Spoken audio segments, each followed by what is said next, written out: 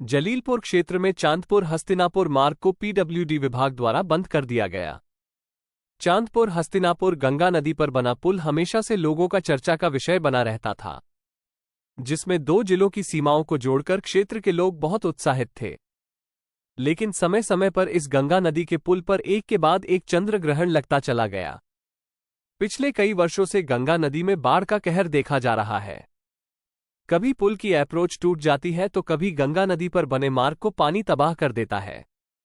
इस रास्ते से प्रतिदिन हजारों लोगों और वाहनों का आवागमन होता रहता है, जिससे लोग 60 किलोमीटर लंबी दूरी को पार करने वजह से खस्ता हाल रास्ते पर चलने को मजबूर रहते हैं और अपनी जान जोखिम में डालकर अपने स्थान तक पहुंच पाते हैं।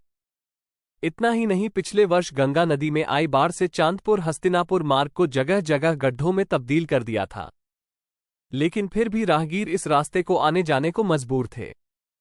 लेकिन पीडब्ल्यूडी विभाग की कुंभकर्ण की नींद नहीं खुली। पिछले वर्ष एक अध्यापक की गंगा नदी में नाव पलटने से मौत भी हो गई थी।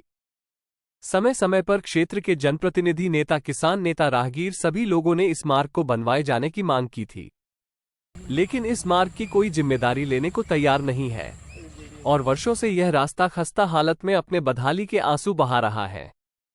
इतना ही नहीं, बुधवार को मेरठ अधिशासी अभियंता पीडब्ल्यूडी विभाग ने पांडव नगर चौकी के पास सावधानी बोर्ड लगाकर रास्ते में बलिया गाड़कर अवरोध कर दिया और आने जाने वाले लोगों पर पूर्ण रूप से पाबंदी लगा दी।